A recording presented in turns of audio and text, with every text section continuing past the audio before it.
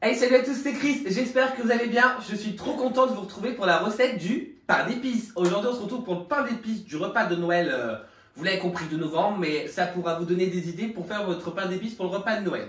Donc, j'espère que cette vidéo vous plaira. C'est parti, on commence maintenant.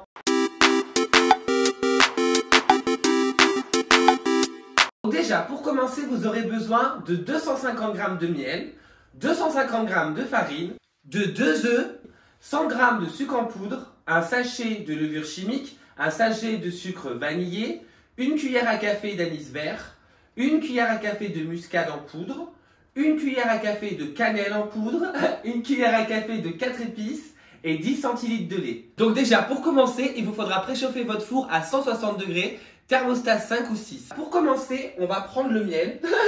Donc le miel, il vous faut, donc comme je vous ai dit, 250 g et on le réchauffe soit dans une casserole, soit au micro-ondes. Moi, comme vous savez que je suis une diva queen, ça sera au micro-ondes. Donc je vais le mettre à peu près 2-3 minutes à 700 watts. Après, je sais pas comment, c'est quoi le micro-ondes, mais en tout cas, puissance maximum. Donc une fois que votre miel est passé au micro-ondes, donc moi il est passé à peu près 1 minute 30 à 700 watts, donc il est assez liquide comme ça.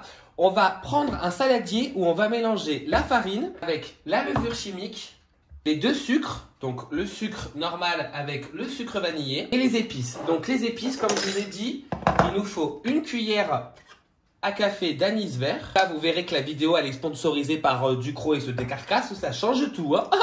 Ducros il se décarcasse et ça change tout. Ensuite, on met une cuillère à café de 4 épices, une cuillère à café de muscade moulu, une cuillère à café de cannelle. Donc on mélange la farine avec la levure, les sucres et les épices. Ensuite, idéalement, on se munit d'une cuillère en bois ou spatule en bois, bref, un truc en bois. Et on mélange le miel chaud tout en remuant avec la cuillère.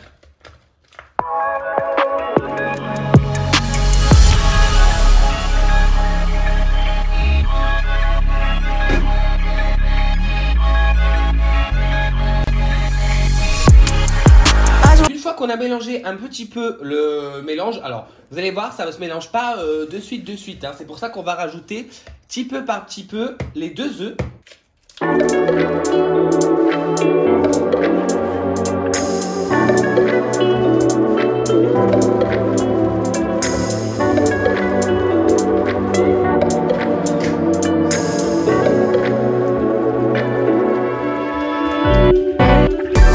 Une fois qu'on a rajouté les 2 œufs, on vient rajouter les 10 centilitres de lait pour bien amalgamer le tout.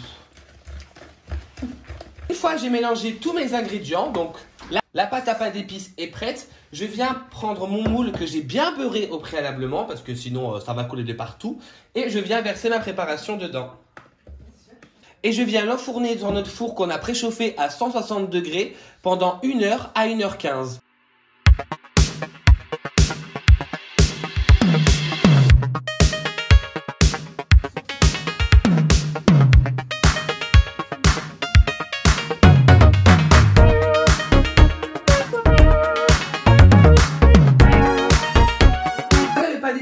Du four, franchement je suis assez fier parce que c'est la première fois que j'en fais et que je trouve qu'il est pas du tout moche. Il est resté 1h10 je dirais dans le four. Ça veut dire qu'il faut le démouler quand il est totalement refroidi et qu'il faut attendre 24 heures minimum avant de le servir. Donc nous, comme c'est pour demain soir, c'est parfait. Il peut se garder pendant 1 semaine dans un papier d'aluminium. Donc voilà, c'est tout pour cette petite vidéo du pain d'épices de Noël.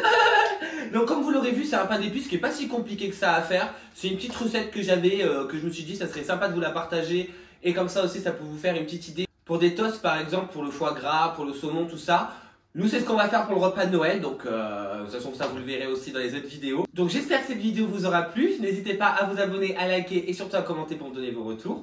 Moi, je vous fais de très très gros bisous et je vous dis à bientôt pour une nouvelle vidéo. Ciao! Pour commencer, il vous faudra préchauffer votre four à 160 degrés. J'arrive pas.